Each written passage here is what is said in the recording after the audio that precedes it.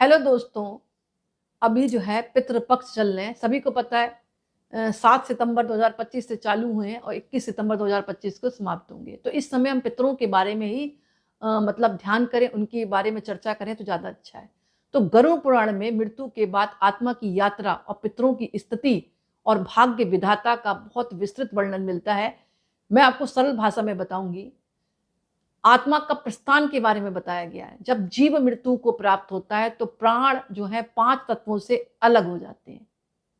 जब जीव मृत्यु को प्राप्त होता है तो प्राण जो है 5 तत्वों से अलग हो जाते हैं।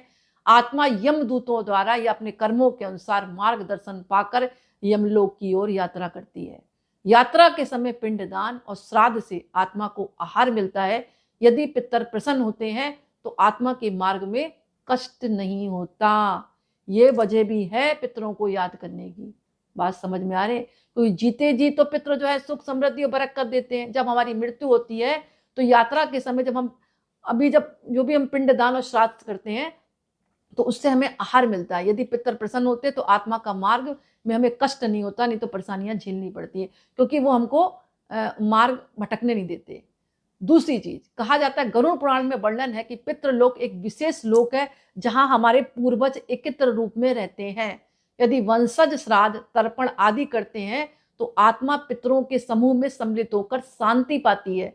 जो आत्मा पिंड दान से वंचित रहती है वह प्रेत योनि में भटकती है और पितरों से नहीं मिल पाती। बात समझ में आ रही है? बहुत गंभीर बात है। इसके अलावा कहा जाता है कि आत्मा जब यमराज के दरबार में पहुंचती है तब चित्रगुप्त उसके कर्मों का लेखा खोलते हैं। मतलब एक अदालत नीचे चलती है और एक अदालत ऊपर चलती है। बात समझ में आ रही है? आत्मा जब यमराज के दरबार में पहुंचती है तब चित्रगुप्त कहा जाता है कर्मों का लेखा जोखा लिखते हैं, तो वो अपना लेखा खोलते हैं। पाप और पुण्य का संतुलन देखकर ही आत्मा को नरक और स्वर्ग या पूर्व जन्म का मार्ग मिलता है।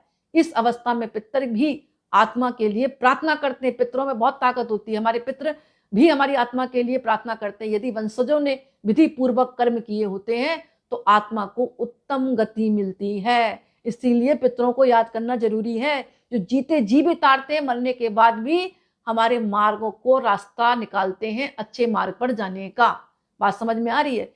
इसीलिए गरुड़ पुराण कहती है जो वंशज श्राद्ध करता है वह न केवल पितरों को तृप्त करता बल्कि मृत आत्मा की गति को भी सुगम बनाता है। श्राद्ध न